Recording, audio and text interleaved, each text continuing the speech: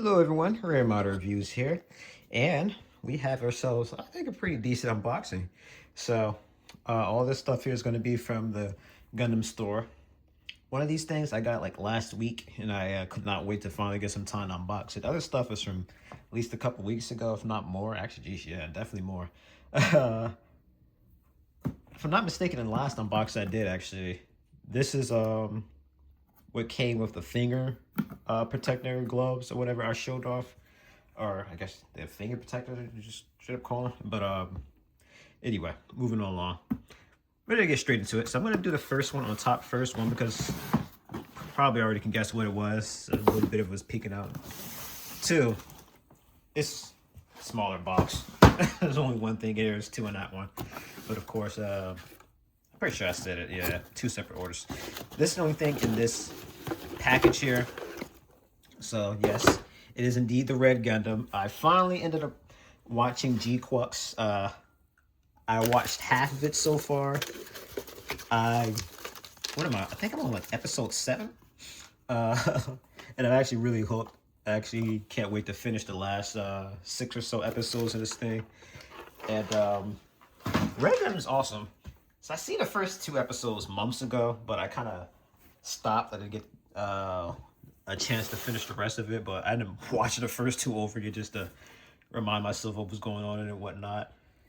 Refresh myself on some of the suit stickers. One of them I like totally kind of forgot about. I'm like, wow, how did I forget about this guy? But spoiler alert, we're probably going to actually see said suit sooner rather than later. But yeah, so that's what they always was confused about this thing. It's called the GMSA Red Gundam, but if I'm not mistaken, all the Red Gundam is the White Gundam painted red, and then they installed the bits and the what is it, the Omega Psychomo system to it. So I don't know if that's worthy of them giving it basically an entire different model number and all that. But anyway, before I do get back into this, then I just want to, of course, show here. Have a Psycho Zaku sticker here. I feel like I got a second one of these. I gotta look. We do.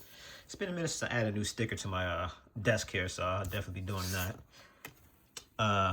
We have, of course, the USA Gundam store. They're always advertising their products. So I'm gonna get back to this one in a second. I want to speak my piece on that one, but we have this one, a Megami device. It was Asura Archer. I always see them recommending me stuff for that, but I don't know exactly what that is. We got the Metal Gear Solid Chogokin Metal Gear Rex. I definitely know what the Rex is. It's tempting. Got the Master Grade Super Deformed Destiny Gundam. How many good things I hear about the SD stuff, I just can't do it. I prefer an actual, you know, properly proportioned mobile suit. I was never much of a fan of the SD stuff, if I'm honest. We, of course, have the Aerial Ace Dominator. I say Aerial Ace, geez, the Aerial Dominator Osiris, aka the Kshatriya ripoff that I hear a lot of great things about. But getting to the Black Trojan Horse here, this is basically a Godzilla Gundam, and I've heard some bad things about this thing. So I'm going to go ahead and say it right now.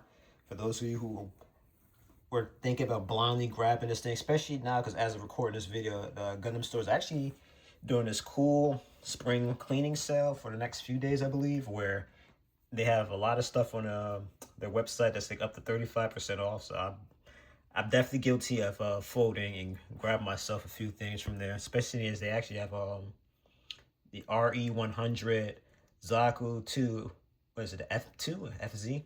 The one from Warner Pocket. If you ever were eyeballing that thing, it's on pre-order there. It comes out Q3, so you know if you want that thing, I'd recommend going and grabbing it before it's too late. But yeah, this is a rip-off of the gun, like this, like I said, the Godzilla Gundam, which is they stole the design and made a third-party kit. This isn't a Bandai kit, by the way. I just want to point that out. Both of these are not Bandai. These are like a third-party rip-off type thing. And what's worse is not only is this like a stolen design, they didn't give the person credit for whatnot, yet they're profiting from it. I heard it's a piece of crap. A lot of parts don't fit well. You're going to have to sand things down to get them to fit together. Sometimes the pieces are missing from the box. People have reported.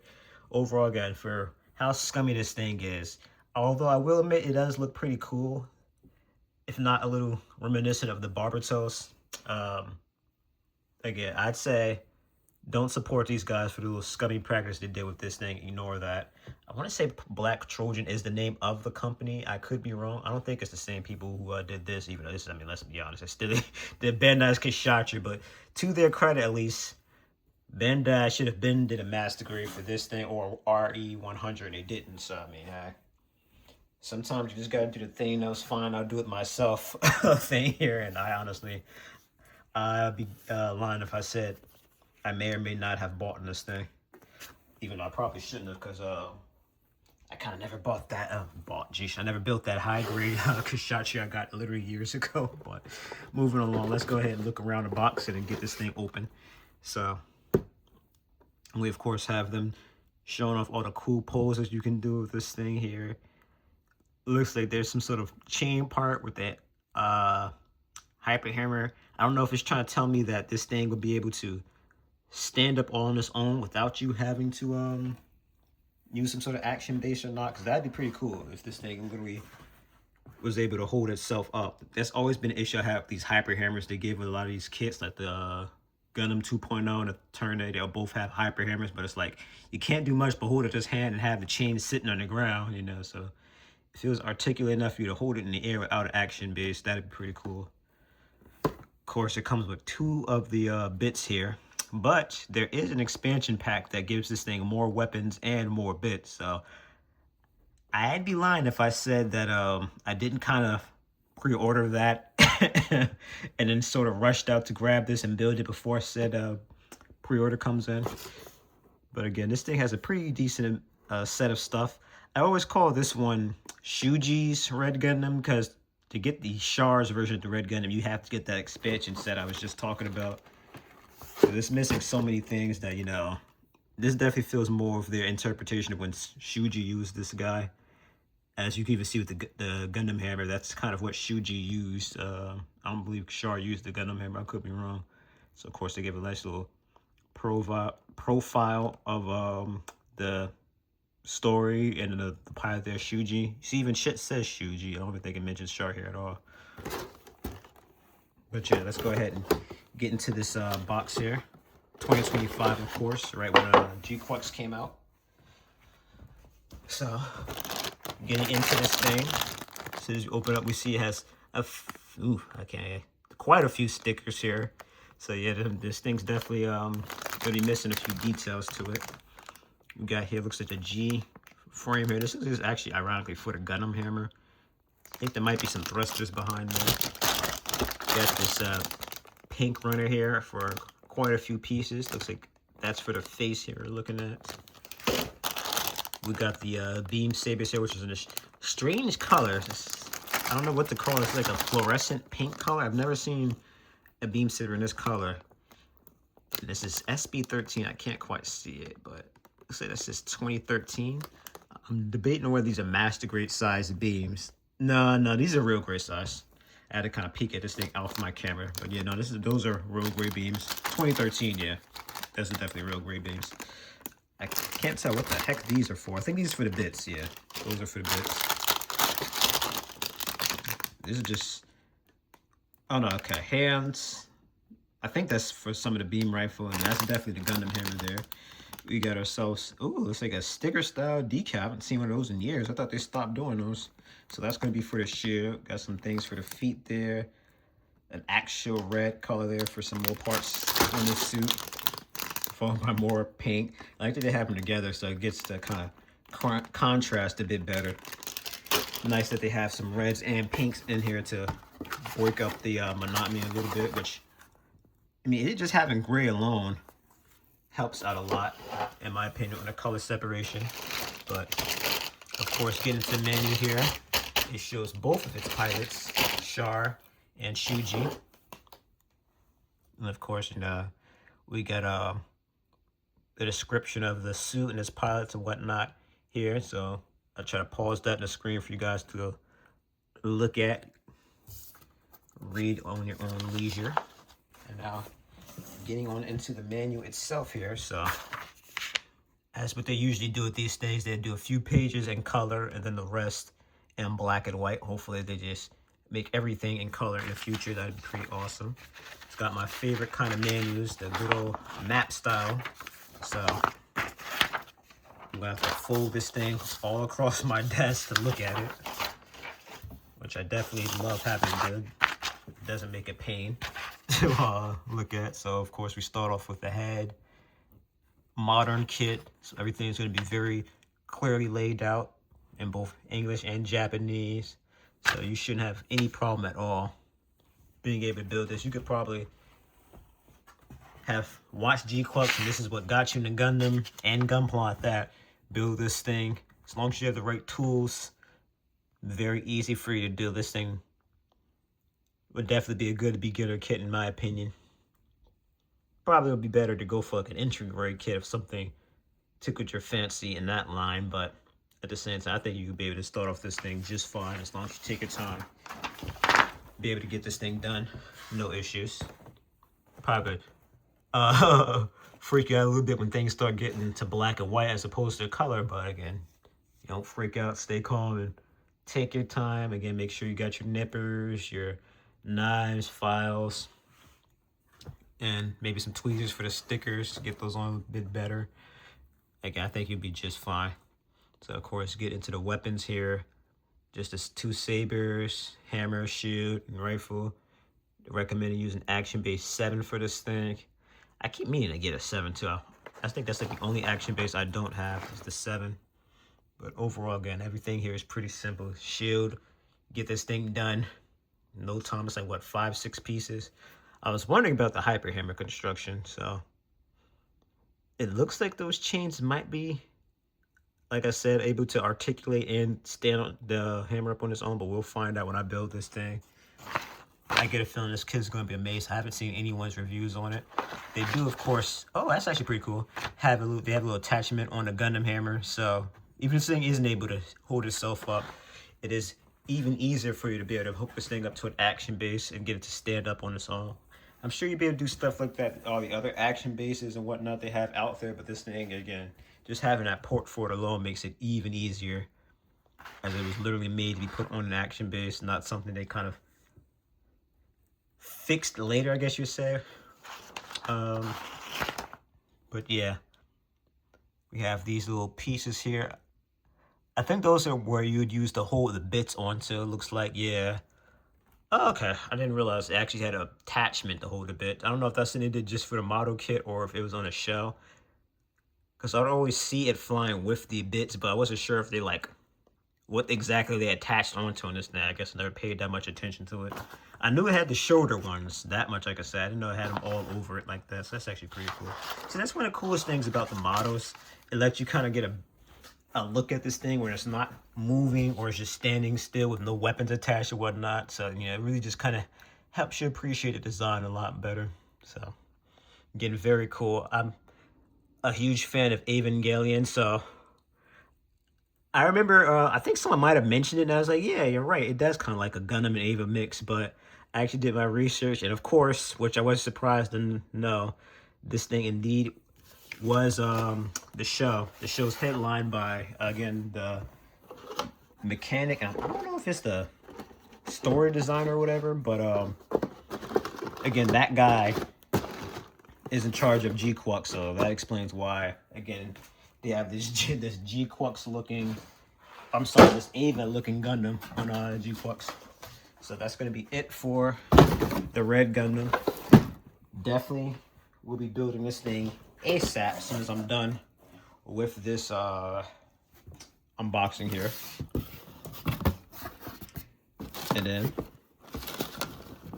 first thing here, since it jumped up at you guys, so there's no trying to hide what that is, since you guys know what the next one is too if you really looked at that box.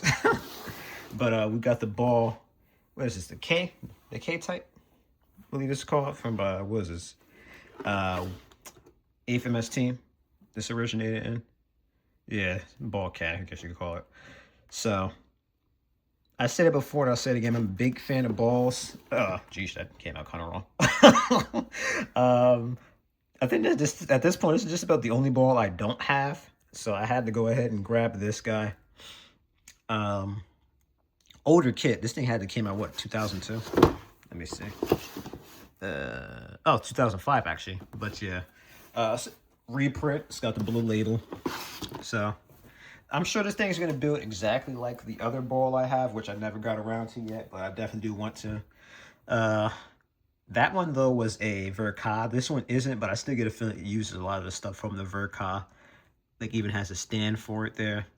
Imagine the only thing that's really going to be different is the machine gun on the side. Which, speaking of which, I'd have to go find that thing and see if they could interchange stuff. It looks like it will because it has the 180mm cannon that you can have as an option, which I didn't know this thing had, which is pretty cool. I'd still, of course, want to use the machine gun though, but yeah, very cool thing they have here. That's one of the coolest things about this thing, the fact that it introduced the ball with a machine gun, because usually again just had the cannon, which I felt was a bit overkill. I mean, it was kind of cool though, because it's like the ball is of course this little improvised mobile suit the Federation kind of slapped together to get themselves something to combat the Zaku's, because they're decimating their what is it, the saber fishes, I want to say, what they originally had.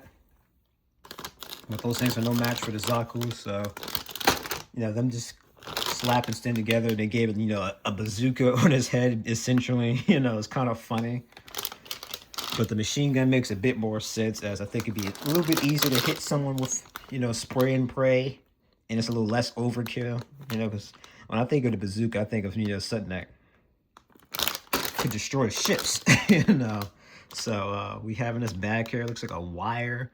I'm pretty sure that's for the tow cable. I'm not sure what those little, looks like there's 2 metal rods, so we'll see what those are for. But definitely enjoy this orange they have here. This orange looks really nice. We have here some grays, some light grays. So that's for the frame. I'm not sure what the light grays are for though. We'll figure that out when we eventually get around to building this thing.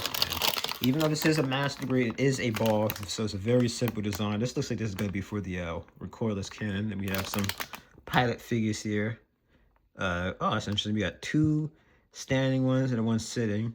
I think one of them is supposed to be just like the guy who guides the mobile suit out, and the other one, of course, is supposed to be the pilot, which technically is supposed to be Shiro. Oh, the shots they showed around the box, I don't believe they're wearing the same color pilot suit as Shiro, so maybe that's supposed to be the mechanic or something that they showed color around the box. I could be wrong. Now we got all that stuff back in there. We're gonna go ahead and look at this very old school menu. They do not like this anymore, but I'm not gonna lie, I do miss the older design of these menus, because this is the ones that I first started out building, the older master grades. I don't know how it happened, but somehow the first master grade I picked out was like from the older kits here. What did I get? The Gem 3, I want to say, was it the Gem Type 3? No, I'm sorry, the Gem Type C, I believe was my first ever master grade. I wanted a Gem. That's the one I ended up getting. I ironically don't believe I watched 0083 in forever, so I didn't even recognize the design. I just recognized it as a gem, and I'm a huge fan of gems, so I'm like, screw it, looks cool, let me get it. Yeah, so even though this is an older design, they definitely do have some stuff here that I just overall miss this old art style. You know, it looks more like an instruction manual or whatever, like, you know, blueprints, I guess you said, for, you know, an engineer building a giant robot, you know, like, it's just something about the way it looked. This definitely isn't something I recommend you build as a beginner. I could definitely say, I forget whether the Gem was my first kit, but it was definitely my first master grade. I could definitely say I messed up quite a few things. Not too many. I can't remember whether I broke anything on the build or whatever, but I definitely could say that it could have gone smoother. So we, of course, have to document things, try to tell you what's going on with this thing. Go to the rescue of Jim. That's when Shiro went to rescue, what's his face, darn, I forget his name. When he was fighting Aina. I'm not sure what goes in the dark is in Wire Word, but I'm assuming this is the fact that it's talking about has that tow cable I was mentioning earlier. And that's funny. I don't think they ever made the prototype Jin, especially in Master Grade, but they kind of photoshopped the Zaku to look like the same color as it. So that's actually pretty funny. Then they have custom models. Talking about the Shark Team, which I meant to get instead of the one I have. The one I have is just a generic ball, but I actually kind of like the shark mouth design. So I'm actually a little mad at myself for not trying to hold out for one when it shows up again. But yeah, so this is definitely just a mechanic guy. It looks like they didn't do anything for Shiro. They opted out of doing that, probably because they wanted you to get one of his actual Gundams. I'm gonna assume one of those probably had his pilot suit or something. But anyway, again, we just have a finishing up with this thing with the cannons, of course. You got both a machine gun and then the recoilless cannon. Don't take too much to build. A bit more in-depth than some of the stuff we're looking at earlier with the Red Gundam, but this is actually a pretty cool shot. Like the mechanic here standing up next to the claw. So just showing that even though the ball is pretty small compared to an actual mobile suit, you know, still next to a person is going to be rather sizable. So this thing has some copper wires, it looks like. Oh, okay, so those actually were for the little wires and the little manipulators, whatever you want to call the little claws there. I thought it was for the tow cable. I'm not sure if they actually do anything to the tow cable. Actually, then I look at it. I'd have to see when I actually build this thing, review it and whatnot. I'm not gonna lie, I'm like kind of skimming through this thing. I'm not looking at as probably as detailed as I should to be able to pick up on stuff like that. But again, very cool. So one thing I can definitely say is cool about this thing. It's probably one of the first kits ever to have like some sort of stand for well, a custom one at that. So that's very cool for you to have something to stand the ball up instead of it just kind of sitting on the ground. It's the ball, ironically, was one of the later things they did in the high grade. It took them years, I'd probably say a decade, from the high grade series we know to now to finally make a ball. So they could have easily done it, but I think they held off on it just because of the fact that, you know, the issues with how to sit this thing up. It just like not having a stand, it would plop up kind of like that shot you have here. You know, like imagine your ball, you know, it literally just rolling over and looking like that kind of, you know, it looked kind of stupid, wouldn't it? You know, it'd be a little hard to justify that. Word of mouth would get out. People like, don't get the ball. All it's going to do is just look up to the sky. No, it's not going to look good on your shelf at all. But that aside, we have our last kit here. I'm sure you guys seen the scythe sticking out when it was sitting in the box. But yes, I got the Gundam Death Scythe Hell. Ironically, I do not have this in the Master Grade Endless Waltz form. I don't know how I haven't gotten one yet, especially as I could say that the Death Scythe is arguably my favorite of the wingsuits, but I definitely do say I go back and forth on whether I like the TV show versions of Hell and the Endless Waltz. Because I do remember when years later when I watched over Gundam Wing, I was like, wow, I do not remember the Death Scythe being this cool. For the most part, I'd say the only ones I really remember as a kid was like, of course, the Wing and then Heavy Arms and Dragon. Those are the ones I feel like were everybody's favorite of the Gundam Wing, well, Gundams. But I definitely immediately enjoyed Duo and his one-liners, watching the show over, and I just thought the Death Scythe was cool. Just seeing that thing hacking Leos in half. And then the Buster Shield. The Buster Shield is so awesome. Like, that's one thing. I probably say this all the time whenever I look at a Wing kit. But I hated the fact that the Death Scythe didn't have the Buster Shield. I thought the Buster Shield was so cool. One of my favorite moments from the show, I'll say, is ironic. I think it might have been when Duo first got the Death Scythe Hell. Or around when he got it back, I should say. I'm pretty sure he fought with the Wing Zero. It was that crazy guy that took it or whatever and lost his mind in it. Duo shot the Buster Shield out, and then the guy shot the Buster Rifle.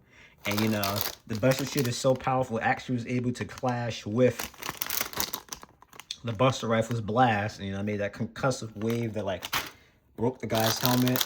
I think he got forced out the suit from the impact tomb and like died, you know. And I thought that was just such a cool scene, seeing you know, that Buster Shield clash with that rifle blast. But of course, getting onto it. Surprising lack of white here. It looks like this is more so for the legs and the forearms of the suit. But besides that, we just got some whites and grays. I love that color, the green, for the beam effects, by the way. That nice dandelion for the shield. Looks like a few pieces of red. Again, probably just for the shield. And I think a little bit for the wings or whatever. But another thing I want to mention is originally the Death Scythe Hell was a P Bandai kit. But right around the time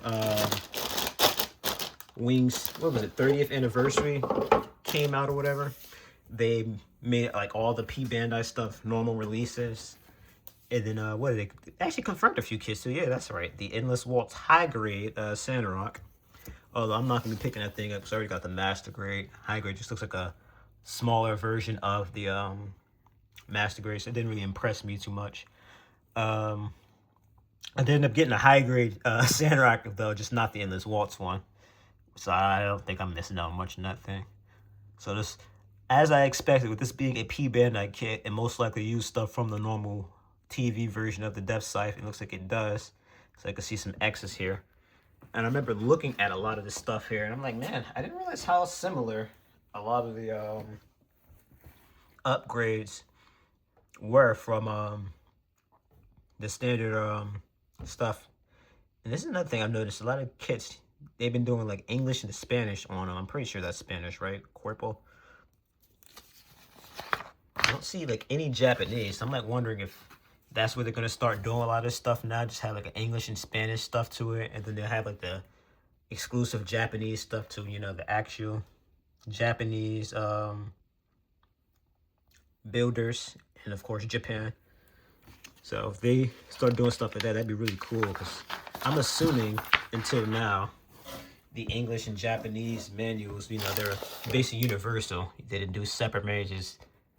Had it, whether you're English or I just say foreign buyer, you know, it'd be English and Japanese, and you know, and then again in Japan, of course, even they still have the English and Japanese stuff. So again, if they are separated that stuff, that's actually pretty cool.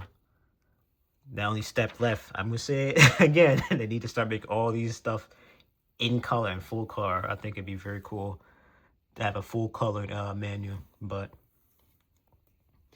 I didn't get the TV version high grade Death Scythe. Maybe I'd consider. I still go back and forth on it because, again, like I said, when I was looking at this thing, I compared it to the normal version. Like, yeah, they are pretty similar. But again, build's not too complicated. Looks like if you really sat down, took your time, this thing should take you maybe 2 hours, depending on how fast you work, how experienced you are. But it does look like a very complex kit. It's actually tempting me to go ahead and sit down and build this thing soon too. But there's a few things I kind of need to build, mainly because there's like accessory stuff that I kind of already committed to. So I kind of like to build the kit itself, followed by those accessory packs. So hopefully I can get those things reviewed out pretty early. It'd be nice to get a jump on that stuff. So I'm not gonna lie, I've been slacking lately. When I had a lot more free time on my hands, I was disciplined. As soon as I got something, it was hot off the presses, I'd build that thing immediately after unboxing it and to get the review out, you know, within a week. But nonetheless, I thank you guys all so much for watching this. Like I said, don't even have to ask me. I'm building this thing. Any other stuff, hopefully I'll be able to build sooner rather than later, because, you know, I got a whole bunch of stuff I really want to build and not enough time to do it. So I really got to pick my battles here wisely. And fortunately, there's usually some stuff that I kind of have to build. Not that I don't want to build them. It's just, you know, there's some stuff that I have on a backlog that I really wanted to build, but just like, you know, there's always something that pops up in front of it. And it's like, darn it, now I got to build that or what have you. But yeah, again, me and my G-Quux hype right now. I definitely got to build this. I have a few other G-Quux stuff. I don't think I reviewed them yet. I'm sure they're sitting in boxes waiting for me to unbox them. So I might honestly, after I get the couple other kits I have commitments to build, I definitely want to get right back into building all those G Cloak stuff. All the G Cloak stuff is probably definitely have to be built now that, again, I'm in my G Cloaks phase here. But besides that, again, thank you guys all so much for watching. Uh, I still got plenty more unboxings to do, but I definitely will be doing a review sooner rather than later. I've got some stuff lined up I really want to review. And again, it's not that I'm afraid to review stuff now and whatnot, it's just I got so many things to unbox first. I like to get my unboxings out first before I do my reviews. So once I get all this stuff unboxed, that's when I'll start doing reviews again, I promise. I'll probably throw something else out. Because technically I did do a review last week, actually. I think it was last week at least. For the YouTube stuff, it just wasn't a actually articulated figure, so it might as well be an unboxing. But again, trust me, I'm going to get an actual review out. So I hope you guys are there for that. Again, thank you so much for watching. If you enjoy this, you know what to do. And stay tuned for the next unboxing and again, review. Take care.